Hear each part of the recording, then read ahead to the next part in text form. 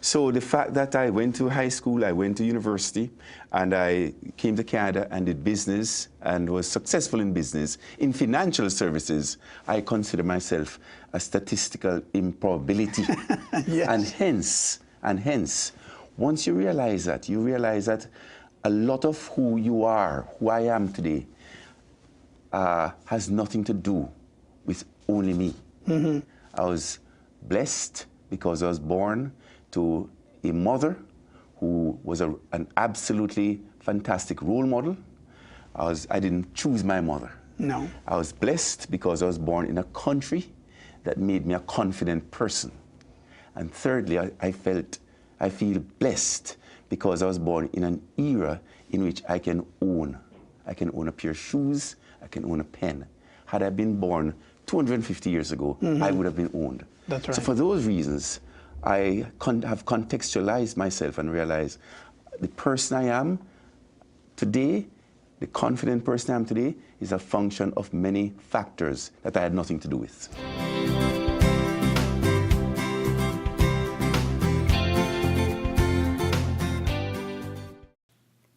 Now, it is my distinct pleasure to introduce our keynote speaker.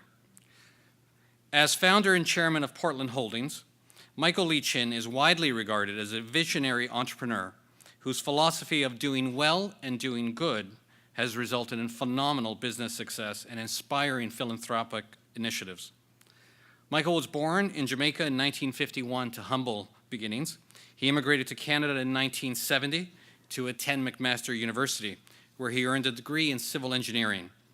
While at McMaster pursuing postgraduate studies, Michael began to explore career opportunities within the mutual fund industry.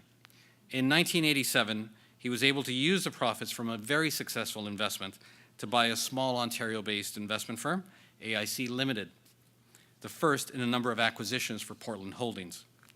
Michael's leadership, passion, and vision resulted in the AIC group of funds growing from less than $1 million to $15 billion in assets under management at the company's highest historical business peak.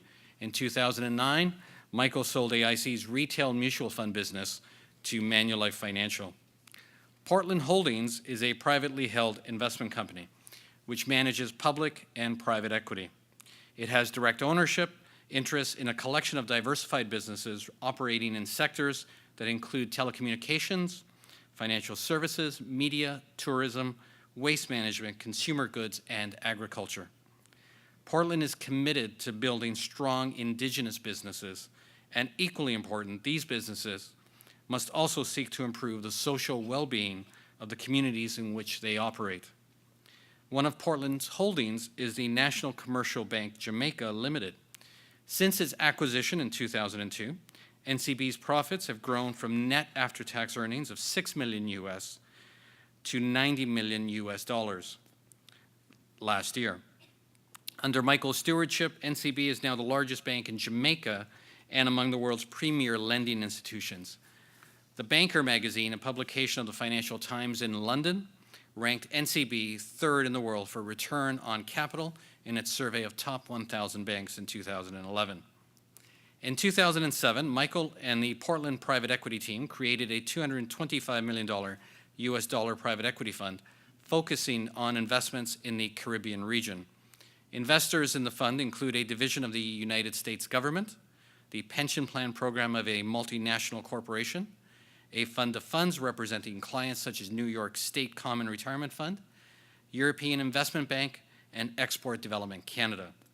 Today, Michael remains firmly committed to creating wealth for investors.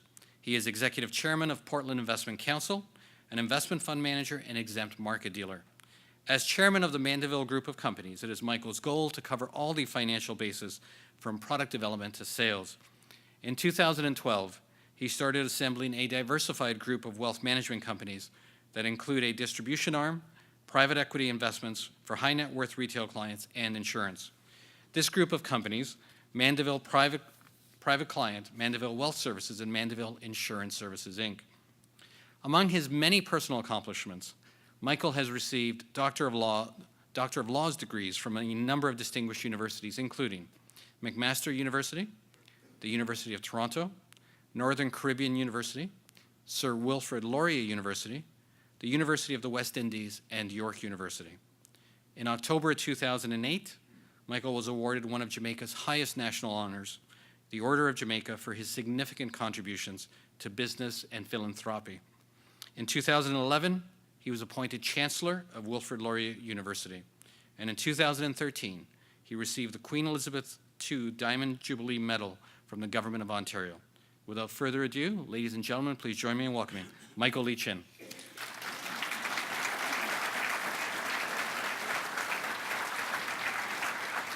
Thank you, Frank. Thank you very much, ladies and gentlemen. Thank you very much, Frank. Welcome to our humble abode. Ladies and gentlemen, when I started in financial services back in 1977, I would go knocking on doors, selling mutual funds. And every time I sat around the kitchen table, which was my office, with my prospects/clients, I'd ask myself the question, what is the highest value added I can give to this family tonight? What's the highest value added I can leave with this family? And the answer kept coming back to me, make them wealthy. So from the get-go, I had an interest in being a student of wealth creation. So if you want to be successful at any endeavor, there's a 3-step formula that I assure you will always get you there. So if you want to be the best prime minister, the best athlete, the best investor, the best shopkeeper, doesn't matter. This formula will always get you there. So what's this formula? Number 1, identify a role model. Who is a person that I know, who is the most eminent person in the world that I'm trying to aspire to beat? So identify a role model, number 1. Number 2, kneel at the role model's feet and say, role model, please, how did you do it? Get the recipe. And number 3, follow the recipe faithfully. So in life, you know, you don't need to make too many right moves. You just have to make a few good ones. And one of the best moves that I made was when in my early career, I selected Warren Buffett as a role model. So if you were to ask Mr. Buffett, how is it possible for you to have grown your net worth from 0 to today $65 billion? Which is a question I asked 37 years ago. And the answer was, to be successful over the long run doesn't require stratospheric IQ. Whew, thank God for that. Unusual business insight or any particular inside information. We don't need any of that. But what's needed, according to Mr. Buffett, is a sound intellectual framework for making decisions. A framework for making decisions. Principles. And secondly, the ability to prevent your emotions from corroding your framework. So ladies and gentlemen, being successful at creating wealth requires a framework. It also, as Mr. Buffett said, requires emotional control. And lastly, it requires having access to high quality, not only advice, but products. The most important decision you could make tonight, or you would have made, is to choose the right advisor.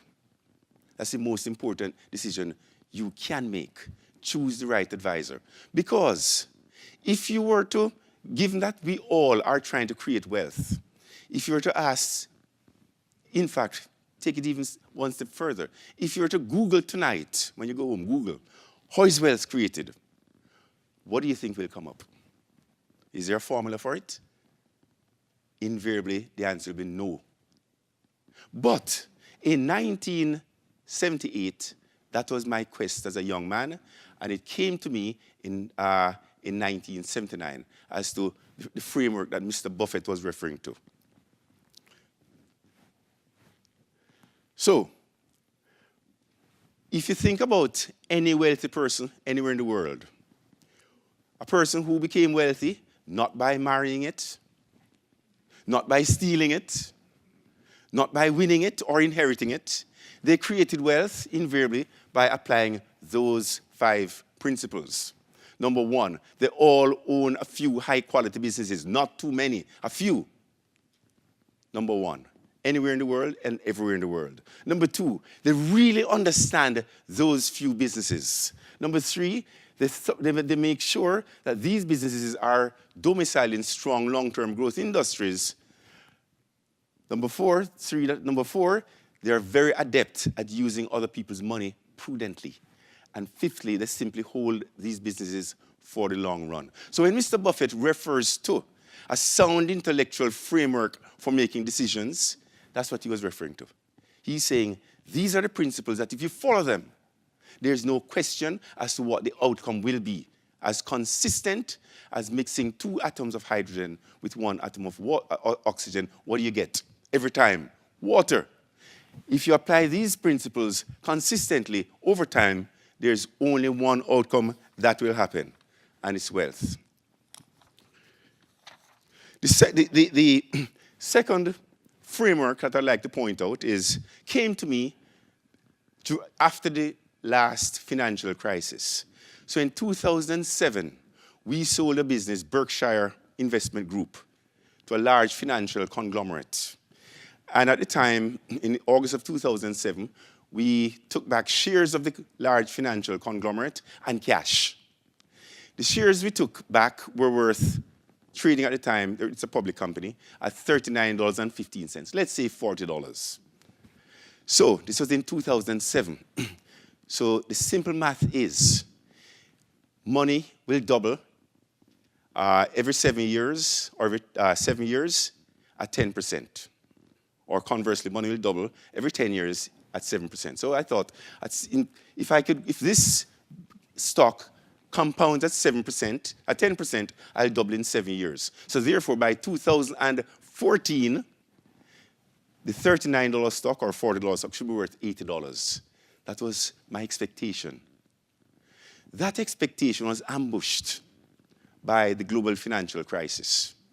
So instead of going from 39, 40, 41, it went from 39 down to 9. Today it's 20. It should be 80. It should have doubled by 2014. It's 20. So it will never catch up. But fortunately, we also got a second consideration, which is cash. So we took the cash and we co-founded a business by the name of Columbus Communications with another Canadian entrepreneur. His name is John Risley from Halifax.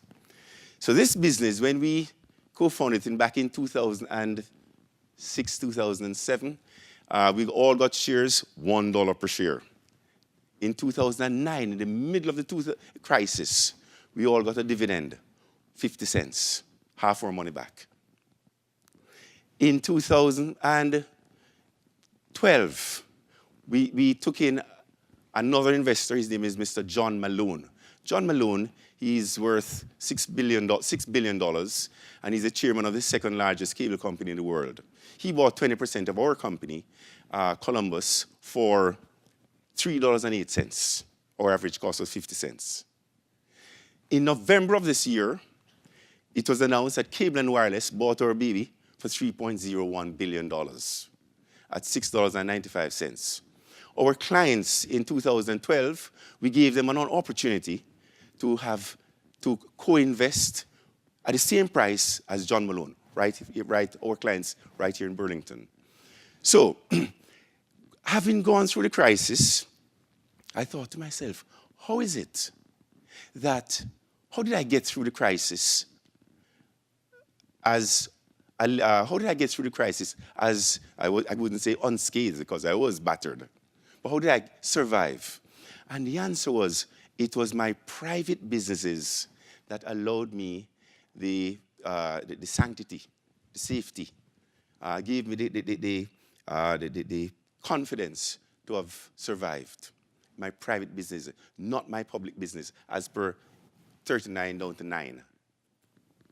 So I thought, wow, I've been advising clients since 1977, and they've done well. But my clients whom I've been advising since 1977, their entire portfolio is 100% publicly traded securities. And I've always prided myself on leading by example. It took the crisis to drill some sense into my head. So I thought, wow, my clients took the full impact of the crisis. I didn't because of my private businesses.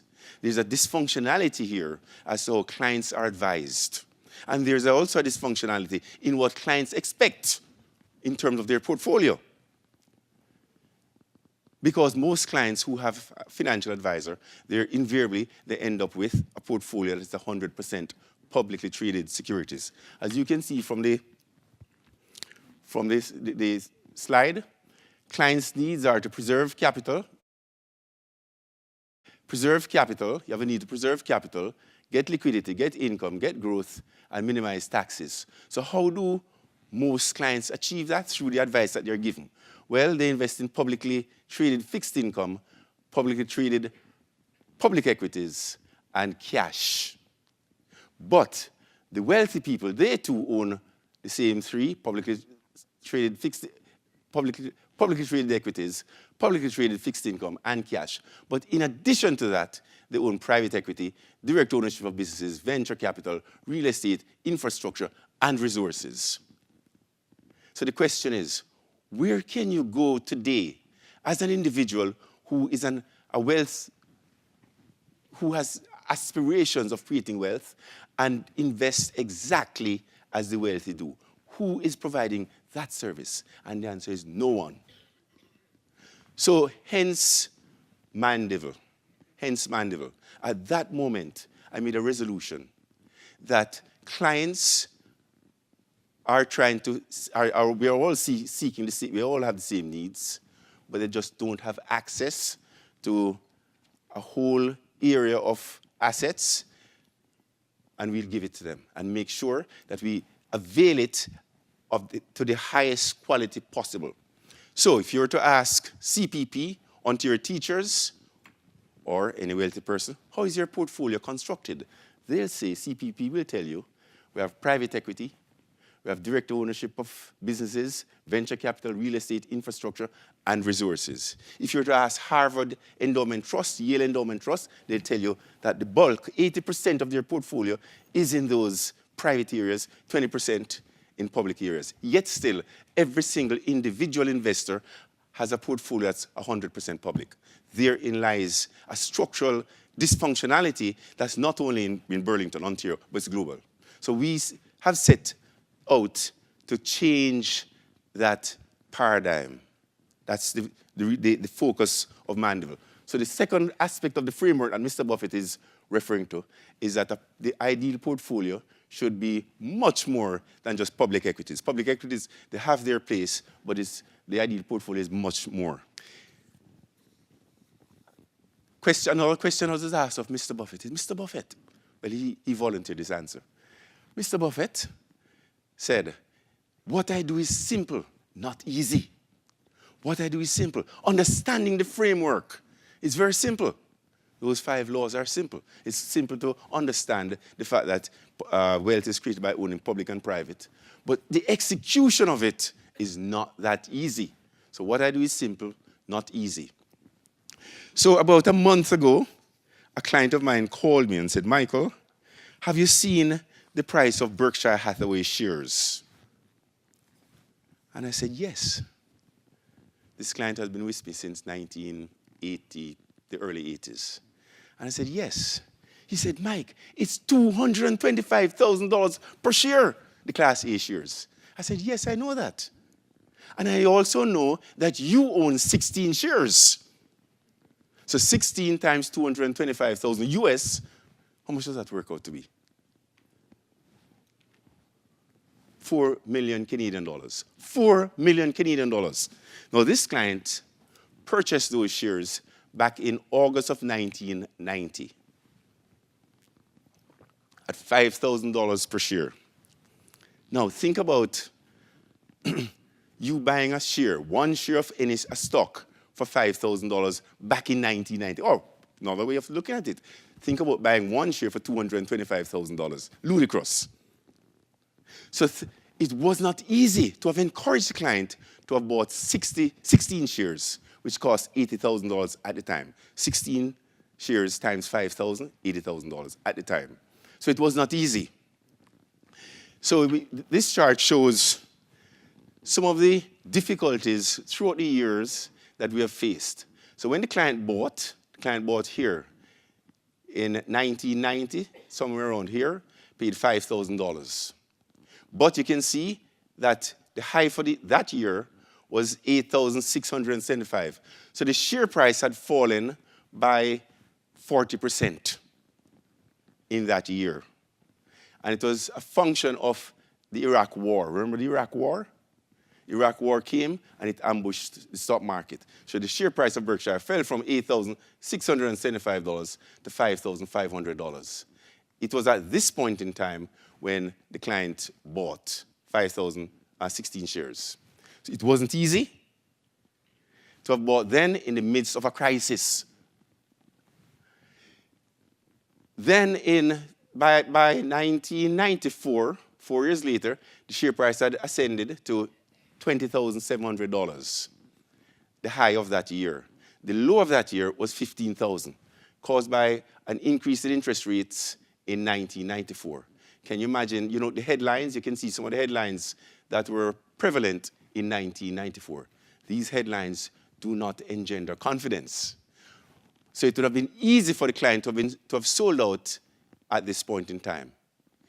In 1998, you see the headlines, another crisis. The Russian ruble in free fall. So we had a currency crisis in 1998. Berkshire Hathaway's share price fell from $80,900 to $40,000, $45,000, nearly 50% in that year. So given the headlines, it would have been very easy for the client to have sold. Then in 2000, we had a dot-com crash. Those of us who are old enough to remember, we had JDS Uniphase, BCE trading at 200 times earnings in 2000. Berkshire Hathaway, after it crashed in March of 2000, Berkshire went from 71,000 to 41,000. So it was not easy for the client to have stuck it out throughout the years. Then in 2006, the stock market, the price of Berkshire Hathaway fell from $113,000 to $86,000, 35%.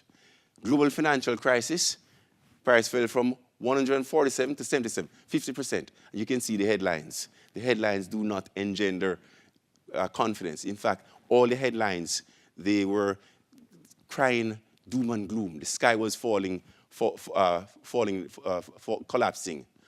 Yet still, and you can see how the share price reacted. European crisis in 2011, the share price went from 131 to 100,000. Today it's 226,000.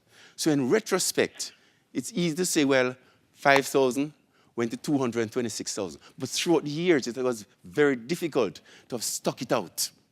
So the question is, how do we, as investors, become confident when the sky is falling? That's the question. How do we become confident when the sky is falling? In retrospect, we can see that at all of these points in time, if you knew that if you had confidence that the price was going to recover from 5,500 and eventually become a lot higher, 225,000, if you were confident at that point in time in 1990, what would you have done? What would you have done? You'd have backed the truck up, wouldn't you? Load it up. But it was very difficult to have been confident at that point in time because of the environment. But you can see history has shown that those are the periods in time when you have to default to what Mr. Buffett said, your framework, and you have to have control of your emotions. So I heard a definition of the word fear recently. And the definition is of the word fear, F-E-A-R. There are two definitions. The first is forget everything and run. F-E-A-R. Or face everything and rise. So, ladies and gentlemen, pivotal question is, how do you become confident when the sky is falling? Next slide. And again, it's a function of, to invest successfully over a lifetime, what is needed is a sound intellectual framework for making decisions and the ability to keep one's emotions from corroding that framework. In 1999, September of 1999, I came into the office, here in the office, and I was met by an article from the Globe and Mail written by one Mr. Andrew Willis, a business journalist. And the article that day was entitled, AIC's Disadvantage, No Friends on Bay Street. And basically, by way of context, in 1999, September of 1999, as I said, the dot-com boom was in full bloom. So everybody wanted to buy JDS Uniphase, telecom stocks, internet stocks, etc., etc. Nobody wanted to buy cash flow generating assets. That was passé. So what Mr. Willis from the Globe and Mail was saying is, look, ladies and gentlemen, unit holders of the Advantage Fund, as you know, the money manager, Michael Leachin, he owns a collection of high-quality businesses, yes, but that, for instance, CI, AIC was the largest shareholder of CI, McKinsey, Investors Group, TD Bank, etc., etc. But those businesses are passé. And he refuses to sell those businesses to buy into technology. But also, concurrent to that, unit holders are redeeming because they were saying, forget everything and run and go towards what was the new thing. So unit holders are redeeming. The money manager refuses to change his principles. But eventually, he will have to sell to raise cash to meet redeeming unit holders. When he sells, because the Advantage Fund is the largest shareholder of all of these major companies, that will put pressure on the share price and push those prices down even further, which will drag the unit value down. So unit holders sell now before he sells. That was the gist of the article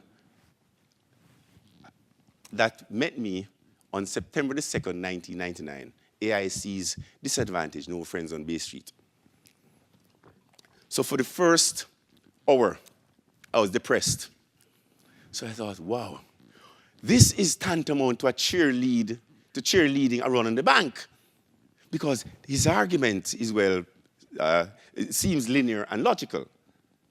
So how do I react? After the first hour, being depressed, crying in my tea, I thought, Mike, don't forget, the Chinese definition of the word crisis has two component parts. Danger plus opportunity. The Chinese definition of the word crisis has two component parts. And this definitely is a crisis. So what are you going to do about it? So I now shifted gears from being paralyzed, being fearful, thinking about forgetting everything and running, and saying, and asking myself the question, where are the opportunities? And it came to me once I just shifted my way of thinking. And I thought, well, everybody is expecting for us to sell all of these eminent companies. What if we bought? And because they're expecting for us to sell, those share prices are depressed. So there is the opportunity. But we couldn't use the unit holders' capital to buy more shares. So there were only two sources left. The first is the bank, using other people's money, going back to that framework, use other people's money. And the second is our own our own reserves. So I called the National Bank of Canada that afternoon, called Lawrence Bloomberg, my friend, and said, Mr. Bloomberg, I need a loan. He said, how much do you need? I said, I need $50 million. He said, okay. I called Ottawa. He called me back a few minutes later. I called Montreal, and they said, if you put in 50, we lend you 50. So I now had $100 million to armed.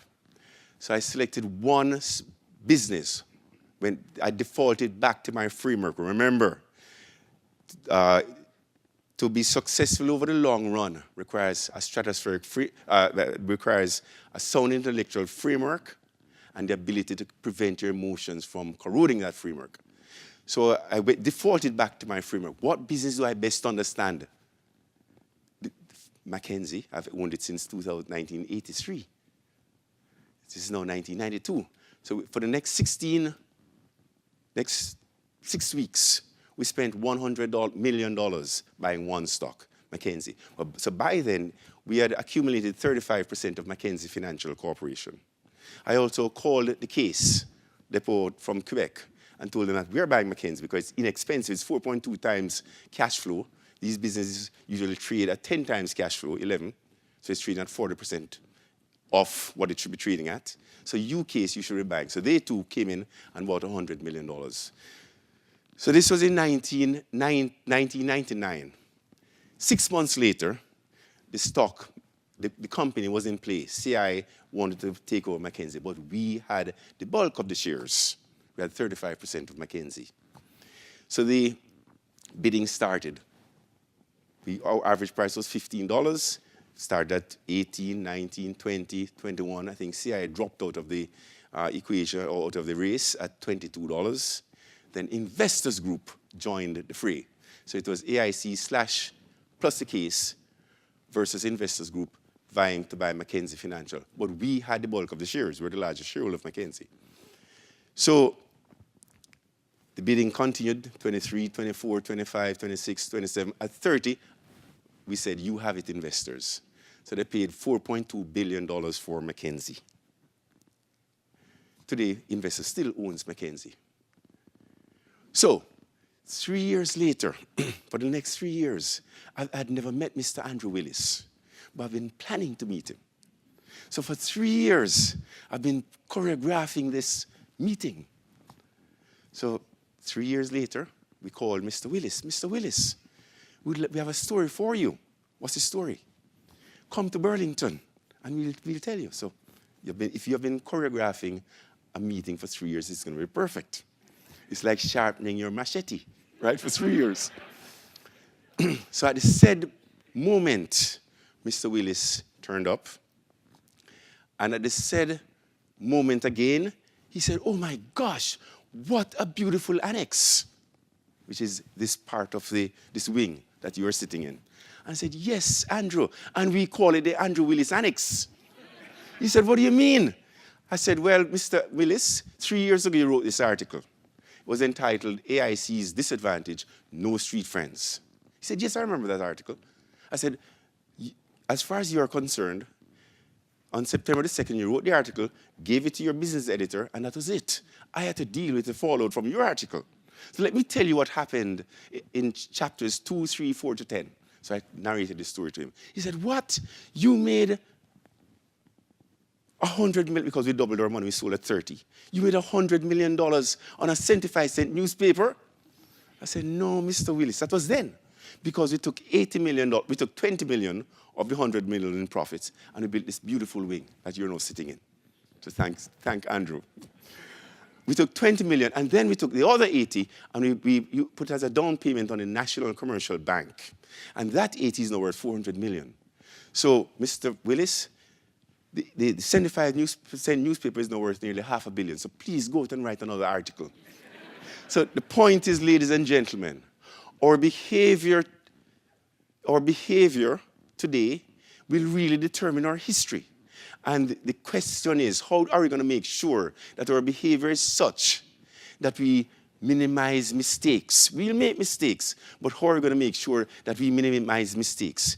We do so by having a sound intellectual framework, and most people don't have a framework. So the question is, where is the crisis? Hence, opportunity today? That's the question. Anybody has an answer to that question? No? Pardon me? Oil? Why would you say that?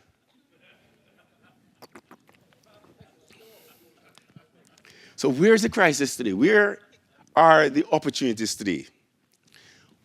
Well, the next slide will show you. In June of last year, oil was trading at around $95. It's now $45. So it's off by 60%.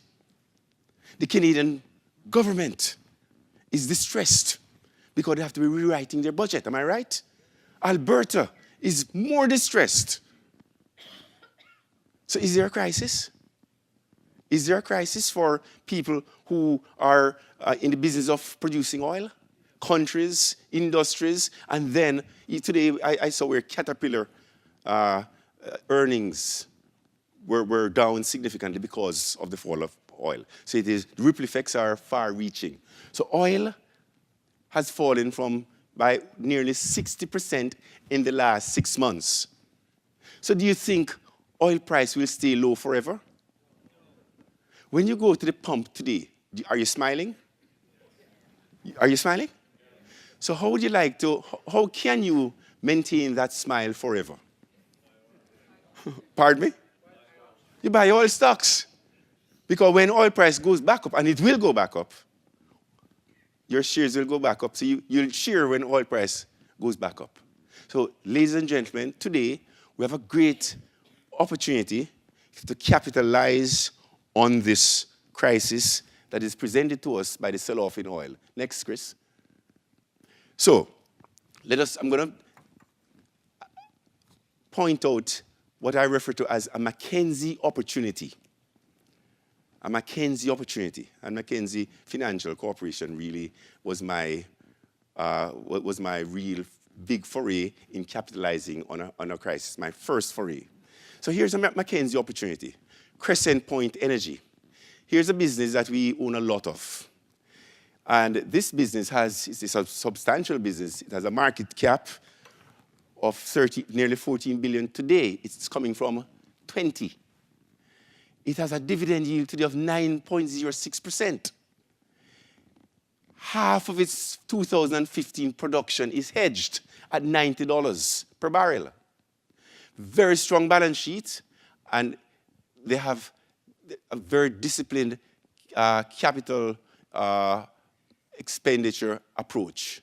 Long-lived assets and large, low-risk drilling inventory. Leading technology company, they have great technology, best-in-class well economics and operating margins, strong management team, proven track record for exploration and production, and proven track record for acquisition. So Crescent Point is today a Mackenzie opportunity. A lot of oil companies today have cut their dividends. Crescent Point has not. Next slide. So this gives you an idea as to what the stock price looks like for Crescent Point. You can see it's volatile. But look at the dividend. The dividend has been consistent. It's been consistent at around $2.75 since 2008. And earlier this month, late last month, they reaffirmed that they'll not cut their dividend for 2015, despite what has happened. So Crescent Point today is presenting us with a tremendous opportunity. As you can see, the price has fallen from $48 down to, it went as low as $24. It's now about $30 per share. So ladies and gentlemen, you're smiling at the gas pump today. Here's an opportunity to at least participate in the crisis that is occurring and maintain that smile forever. Next slide. The CEO of Crescent Point Energy, Scott Saxberg, he said, this is an investment opportunity for people to collect a pretty high yield on a low-risk company. We look at this time period as a great opportunity to look for consolidation opportunities to further grow the company. So he's seeing this as an opportunity because of the strength of their balance sheet. For us, it's a great opportunity to collect a very high yield on a pretty low-risk investment. That's Scott Saxberg, CEO. The Minister of Petroleum and Natural Resources, Saudi Arabia, Ali Al-Naimi. I'm optimistic about the future. What we're facing now and what the world is facing is temporary, is a temporary situation and will pass. The global economy, especially in emerging economies, will return to sustainable growth, and therefore demand for oil will continue to grow. So ladies and gentlemen, here is an opportunity to do exactly what that Berkshire Hathaway chart showed us that we should have been doing in the midst of the crisis presented throughout the years. Next. Another opportunity is the Portland Advantage Plus Fund. So about nearly a year ago, we had this brilliant idea that we're going to put together a fund that really represent all the qualities of how wealth is created. We have access to low-cost borrowing. We can borrow at between 0.6% and 1.5%. So we have access to very low-cost borrowing. So we thought we should avail that access to our clients. So we created this portfolio, the Portland Advantage Plus Fund. You can see the portfolio. The first three companies, Crescent Point, Baytex, and Canadian Oil Sands, they're oil companies. Northland Power, they're power generation. BCE, we all know BCE, Brookfield Properties, largest property company in the world. Investors Group, Bank of Nova Scotia, Johnson & Johnson, Procter & Gamble, TransAlta, Brookfield, et cetera, et cetera, et cetera. So this portfolio had, and the principle behind this portfolio was if you can borrow at between 0.6 and 1.5%, you could buy BCE, paying a dividend of 5%, and you're netting, you're netting between 3 and 4% in cash flow on other people's money. So build a portfolio with solid companies, not too many of them, according to the 5 laws, companies that are in strong long-term growth industries, and companies that we are happy and proud to own for the long run. So we built this portfolio, and we offer it to our clients in March or April of last year. So here is the ambush. We got ambushed. Crescent Point, share price went from $44 to $26.90. It's down 40%. Baytex Energy, 45 to 19, minus 57, minus 54%. So the oil companies really took a beating. Northland Power, minus 13% during that period. And you can see the rest. These are strong companies that will be around for a very long time. But the crisis has created this opportunity. So next slide. So you can see from here, we started off initially at a unit price in the Everest Fund, which is the fund with the most leverage, at $50. Today we're paying a distribution of $2.50. We're paying a distribution of $5, a 10% yield. The net asset value of December the 31st was $17.95. So from 50 to 18, that's a 60% fall because of this ambush. The yield as of December 31st is 13.9%. But the dividend was cut. We had to cut the dividend from $5 to $2.50 because Baytex and Canadian Oil Sands cut their dividends. When these dividends, if and when these dividends are restored, we'll increase the dividend paid to clients from $2.50 to whatever is reasonable. Next slide. So we believe that the depressed valuation that we're experiencing today provides significant downside risk protection, enabling an even better opportunity to earn a substantial spread between dividend yields and the cost of funding, to acquire a source of long-term growing cash flow from which we believe are strong companies, we do know they're strong, and to create wealth through long-term capital growth. So here's an opportunity, ladies and gentlemen, presented by the crisis to own a basket of long-term, strong businesses that are generating strong cash flow. They were ambushed by the crisis, no different from Berkshire Hathaway being ambushed throughout the years. Question is, how are you going to capitalize on this occurrence? That's the question you should be asking. If you've bought already, you should be doubling down. If you haven't bought, you can be getting a significant dividend yield. Next slide. Significant dividend yield from stable businesses. So,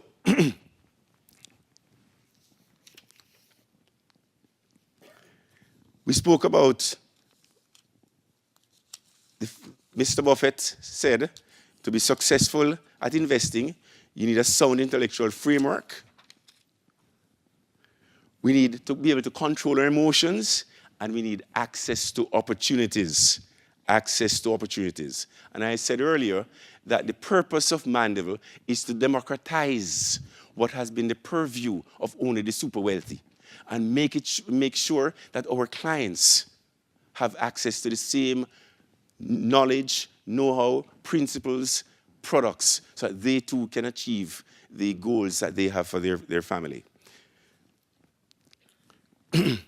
So that's the reason for us restarting Mandeville. I've been asked, Mike, you have done very well. Why are you doing this? Why are you doing this? I started off as an advisor, and as I said, there's a dysfunctionality in how advice is given, and we want to correct that dysfunctionality.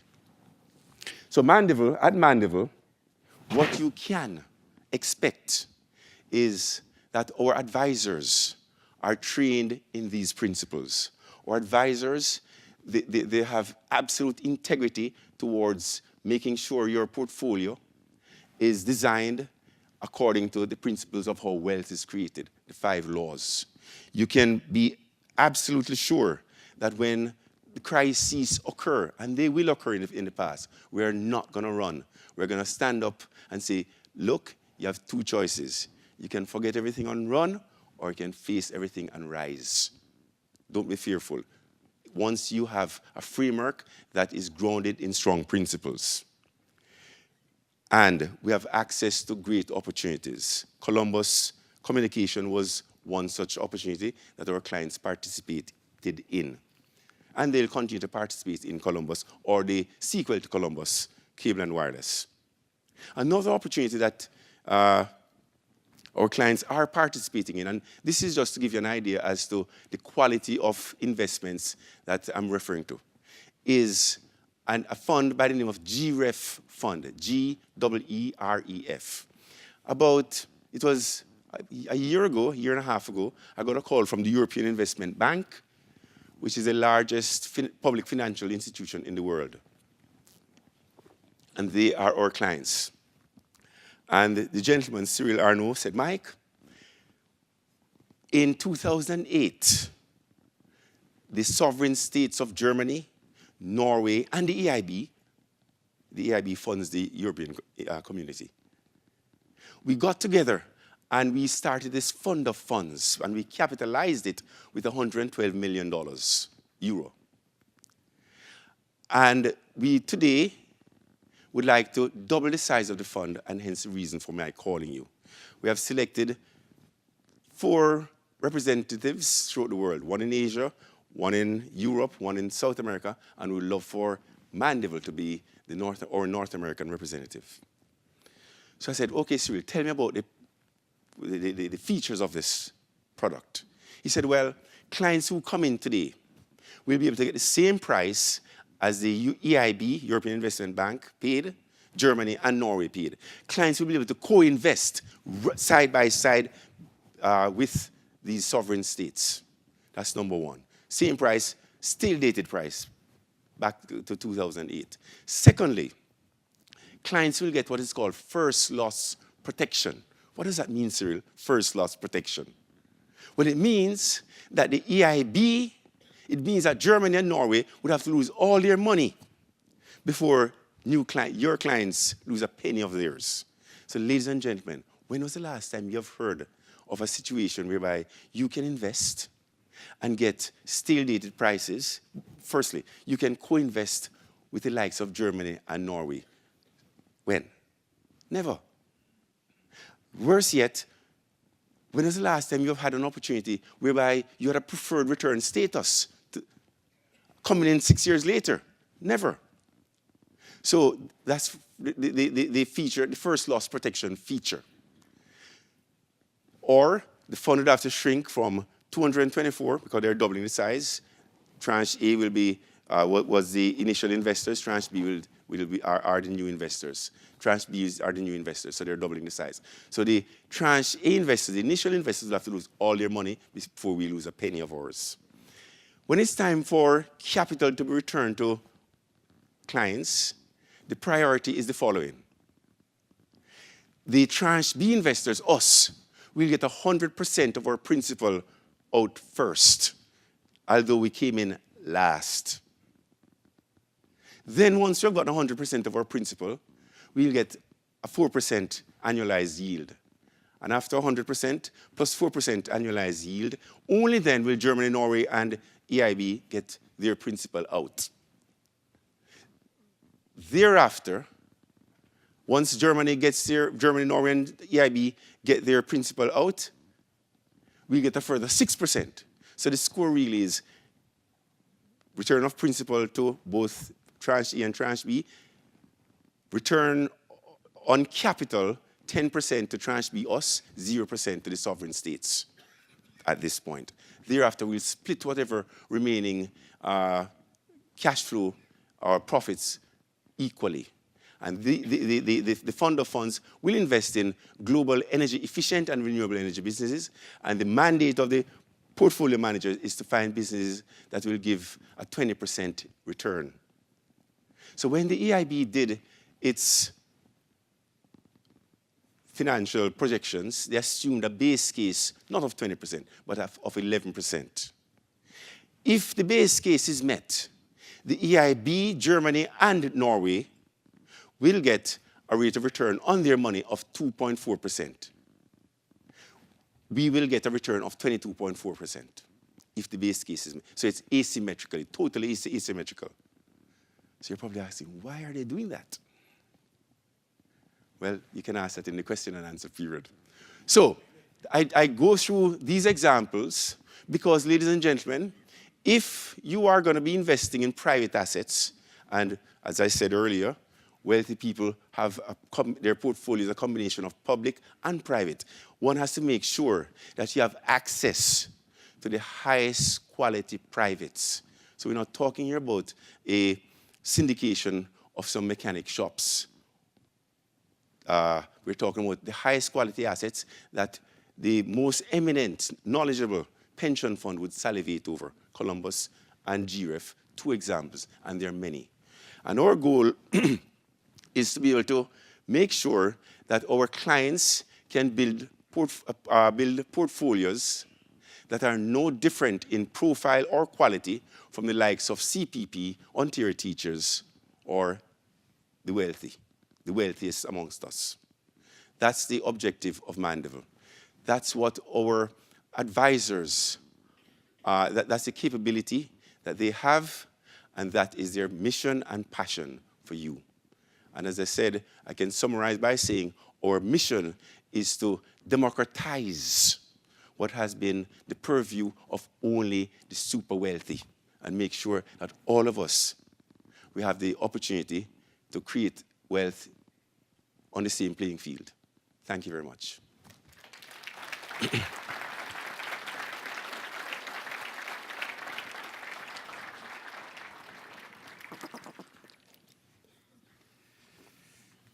Thank you, Michael.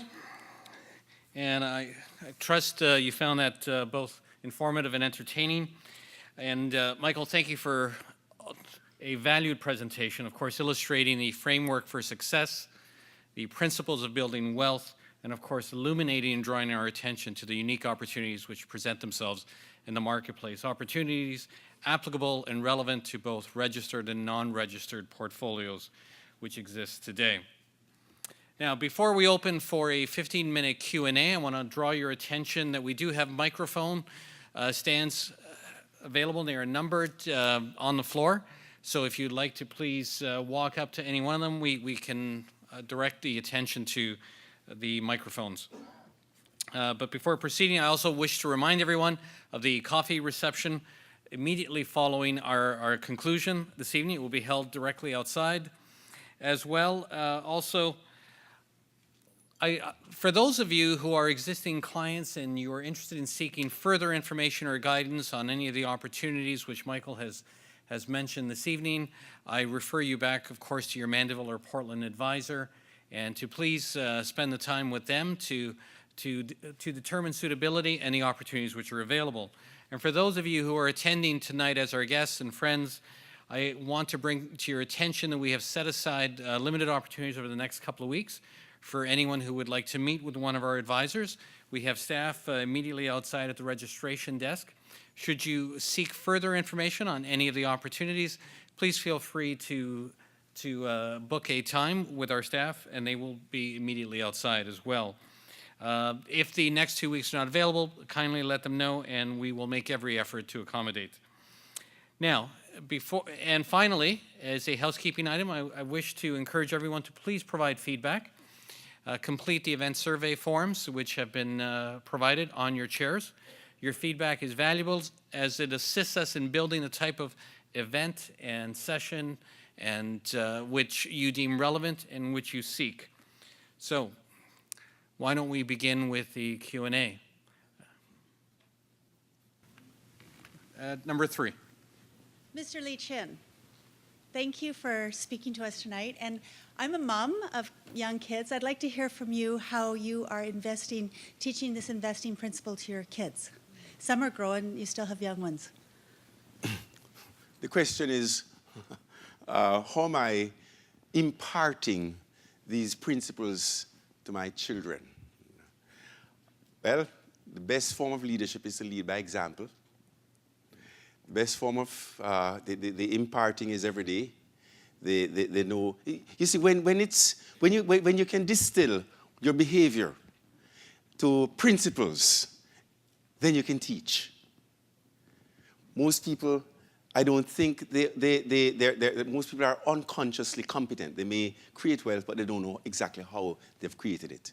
But if you can distill your behavior and articulate your behavior, distill your behavior down to some tangible principles, then again, it's easily taught. But there's a saying, strategy is 1%, execution is 99%. The principles are relatively simple. Executing them are not easy because there are so many day-to-day occurrences, economic, political, domestic, that will ambush you from maintaining your framework. So it's most important that our framework is strongly founded and we have passion towards our framework. That's the only way you can realize that when you hit the air pocket, you're not going to crash. Thank you. Number 1. Mr. Lee Chin, for your presentation today was very informational and I learned a lot. My question is, there are a lot of mutual fund companies and alternative investment companies out there. They're also, maybe they have managers bullish on oil. They also see the opportunities and maybe they will be investing in private companies as well. I just wanted to know how are Portland Financial or the companies you're investing or your approach will be different and where is the unique proposition? Thank you very much for that question. The question is, why is Portland unique? Well, because you have other mutual fund managers, right? You have other private equity fund managers. You have other investors who have bought banks. You have other investors who have invested in telecommunications, agriculture, real estate, etc., etc. So why is Portland unique? Portland is unique because there are very few money managers in the world who can say, I have, in addition to managing public equities, we also have experience, operational experience at turning around businesses. National Commercial Bank is an example. Of greenfielding business, Columbus is an example of that to that level. And there are very few money managers who can say, our clients would be the most sophisticated investors in the world, like the Treasury of the United States, the Treasury of Canada, Treasury of the the European Community, et cetera, et cetera. So we have a combination right here in Burlington of all of those domain experiences. That's our uniquenesses. And at the same time, we have a passion for wanting to avail the know-how, the access that we have to clients. Nobody else is doing that. Number 3, please. You told us in the question and about getting 22% return on GREF, it's called. Why, Yes. How does that work? How does it work? In other words, but I said when the European Investment Bank did the base case, they ran their financial models, and they assumed that the underlying funds that they're investing in, private equity funds, it's a fund of funds, we're going to be delivering an 11% rate of return. Because the rate of return to the tranche A investors, the initial investors, versus the tranche B investors, the rate of return is asymmetric. It's not equal, as I said. As, the first 4% goes to tranche B, plus 6%, and then before tranche A, the initial investors get a penny in return, and then thereafter, we share the residual returns equally. It ends up to be at an 11.6% base case scenario, 2.4% to them, 22.4% to us. So the question is, why are they doing that? That's basically the question. Well, the funds, the initial 112 million euro from the EIB, Germany, and Norway, those are developmental funds. So they could take that money and put it into aid. It's like giving food to someone. The person is going to be hungry next tomorrow, right? But what they did, cleverly so, they took this money and structured the product, as I've mentioned. So they have now twice as much working, and they can seed that many more private equity funds, so the leverage for them is significant. In fact, when they do the math, it's a 48 times leverage for them. And their mandate is to create economic growth and jobs. In this case, the global energy efficient and renewable energy businesses. So that's why they're doing it. So that base of 11.6, you think is reasonable? Very reasonable. Very reasonable. We'll go to number 4 and then back to number 3.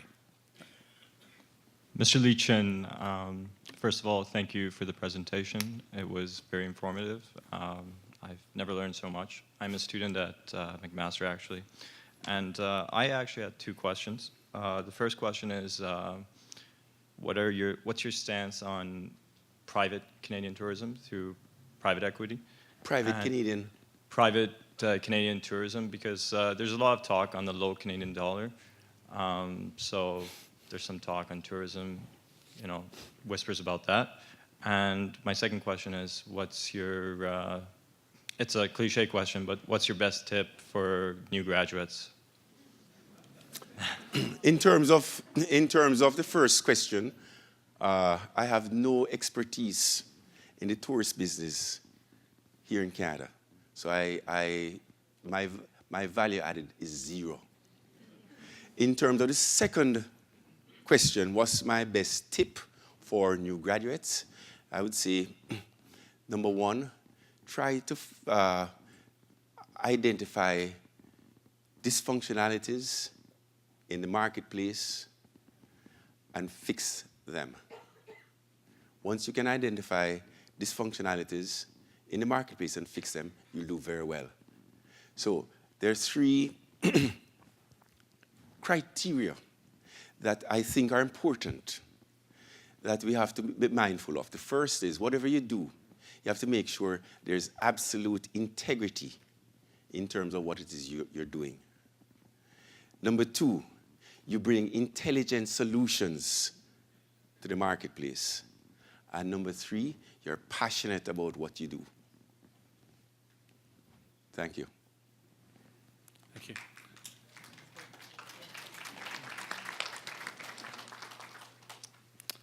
Station number 3. Mr. Leachin, infrastructure investments are usually limited to sophisticated financial institutions. They're the only ones that really play in that space. Those investments are not available to retail investors. Do you have product that makes that available to retail investments, to retail investors, and do you think the market needs? Yes, we do. Our private equity fund, we invest in infrastructure, and infrastructure can be from, in the case I mentioned one, Columbus Communication, which has a network of undersea fiber optic cable, so that's an infrastructure, to a power plant. Yes, so our clients are able to participate in, and will be able to participate, and are participating in various types of infrastructure, and there's more to come. Because if you think about it, if a big infrastructure company like Brookfield, they're raising funds, they're going to call us and say, would you like to participate? And then we can say, well, we'll invest in it ourselves, our proprietary funds, but we can also invest, allocate some for clients. So we have access, and again, it's that access that we're availing to our clients that is unique. Sorry, just a follow-up to that. What sort of minimums are there? Once you are an accredited investor, the minimum could be $5,000, $10,000. So it's not really prohibitive. Because remember what the objective is once you're an accredited investor, we want to make sure, and that's a function of laws of Ontario, not us. We want to make sure that you can build a portfolio in construct that is no different from the likes of CPP or Ontario Teachers or the wealthy. So we have to make sure that the units are small enough that you can have a diversified portfolio in the illiquid private section of your portfolio, component of your portfolio. Yeah, thank you. Oh, hi, Michael. Hi, I wanted Doctor. to ask you, it's indirectly related to Crescent Point Energy. Suncor recently scrapped $1.2 billion worth of research and development. They laid off 1,000 people. And oil is trading at $46 a barrel. The consensus is it'll go to $35, $40 a barrel. In your opinion, what's the right time to invest in funds like the two that you mentioned that you have, Crescent Point Energy? I mean, they have a high dividend, and those are usually pretty scary. Companies that are paying out $2.75 per share, that sounds very good, and the CEO said, yes, we'll honor it for 2015, but they can change their mind. I mean, that's a lot of money going out when money's not coming in. So how confident are you that this type of company will? Well, I selected Crescent Point Energy because, you mentioned that oil price could go to $30. So if in the presentation I mentioned that Crescent Point, they have 50% of their production hedged at $90. Mm-hmm. Hedged, that's 50%. Correct. So if oil price went to 30, their average is 60. Mm-hmm. They're still very profitable at 60. And their hedging program goes into 2018, less than 50% dwindling as time goes out. But, so that's the first thing. They have an excellent hedging program for this environment. Secondly, their balance sheet, their cash flow, debt to cash flow is 1.3 times. These companies, they could go up to 3 to 3.5 times. So their balance sheet is strong. So they have access to financing. And in this environment, you will have companies that, that are highly levered that will fall by the wayside, which presents an opportunity for the likes of percent point. So yes, we are confident. That's the reason why I singled it out and said this could be your Mackenzie moment. Do you feel that oil will drop into the $35, $40? I don't know. I have no idea. But what I know is that you're not buying at 90. That's what I know. It could go to 35. But if it goes to 35, what should you do? Once you are confident that the business is strong. Remember? Back it up. Back it up. Okay. Thank you. Thank you for your presentation tonight. Two questions, one related to what you talked about and one more to Canada as a resource company, or as a resource country. So you've talked a little bit about oil, and we're seeing some things change in the way that funding and financing happens generally in the resource space. And I'm curious if your private equity offerings or opportunities are looking beyond oil in the Canadian space to precious metals or other metal commodities. And then the second question is coming back to the European Investment Bank and the conversation there.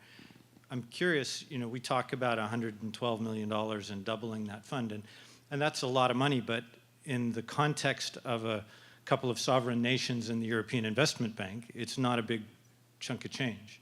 And so what's the value proposition for them to look for international outside investors, and why would Mandeville be on the top 4 in the phone call list? Well, the first question was, do we have a pipeline of Canadian resource companies that we intend to offer to our clients? The answer is, at this point in time, no. The second question is, why would the EIB, what's in it for them? And why would they why would we be one of 4?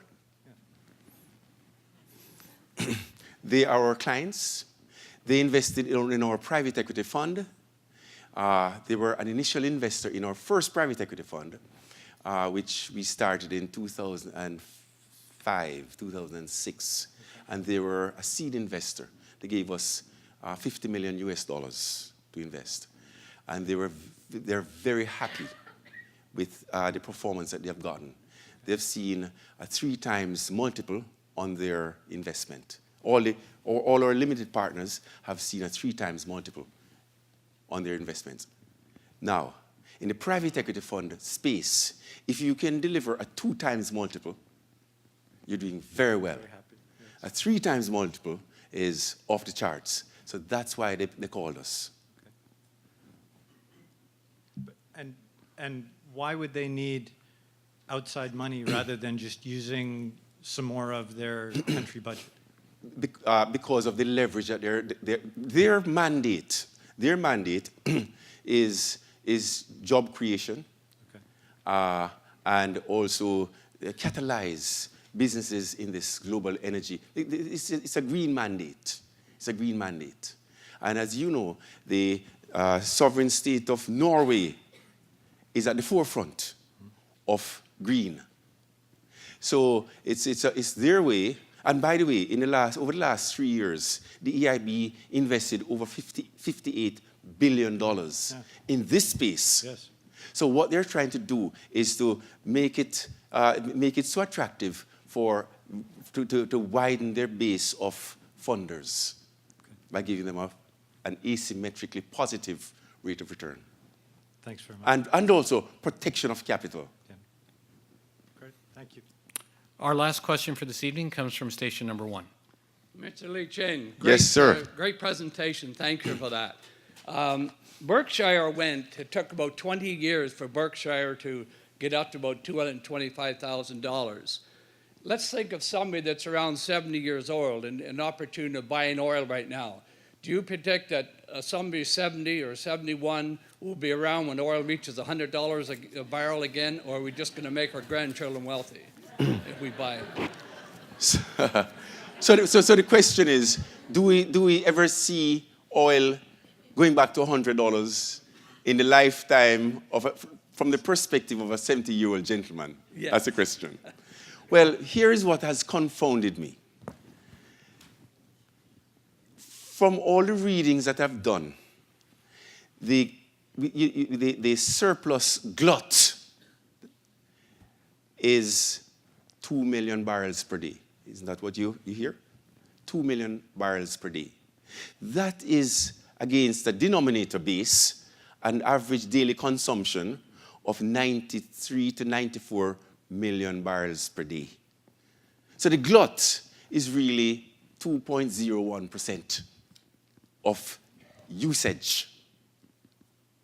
Now, so the glut is not that much. So now, what has happened? The price has fallen from 90 to 45. And in the price falling from 90 to 45, we're all going to drive further. We're lining up to buy gas guzzlers. We're flying more. So the demand for oil is increasing. Also, from the supply standpoint, banks' financing is becoming a lot more difficult at 45 versus 90. And these energy companies, they need financing because a well depletes significantly per year, up to 70% per year. So if they're not constantly investing in new wells, their production will taper off. But this is at a time when capital is becoming more expensive and also unavailable because of the falling price. At the same time, from the demand that's on the supply side. So we have depletion. We have depletion happening naturally. Companies are also cutting back on their capital expenditures. We're hearing capital expenditure cuts of 25, 30%. So you'll have a natural reduction in supply from the cutbacks from capital expenditures and also depletion. Also, the big driver will be the resurgence of Europe, Brazil, China, India. Demand will come back. And remember, the tipping point is 2%. It could go, right? So it doesn't take much, given the demand-supply relationship, for you to see we go from a 2% glut to a 2% deficit. So I wouldn't be so sure that we're not going to be seeing much higher prices in the lifetime of a 70-year-old. I would not be so sure. But even if we didn't, what's wrong with taking a 9% dividend from a solid company? So we're being paid to wait. So I would be, and what is also, so that $2 million, 2 million barrel, 2% swing factor doesn't, it could turn around very quickly. So that's oil. Again, we don't know where the bottom is. So we default back to our principles and buy great businesses. And if you're being paid a 9% dividend yield, what's wrong with that? While you wait for the bounce back. Thank you, Michael. And before we wrap up, just a quick reminder of our coffee reception directly outside.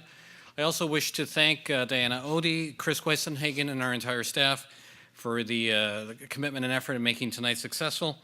Most of all, I wish to thank the Mandeville and Portland advisors for their support in making this evening possible. And a big thank you to Michael Lee Chin for taking time out from his busy schedule to share his experience, wisdom, expertise, and most of all, his passion and vision for the future.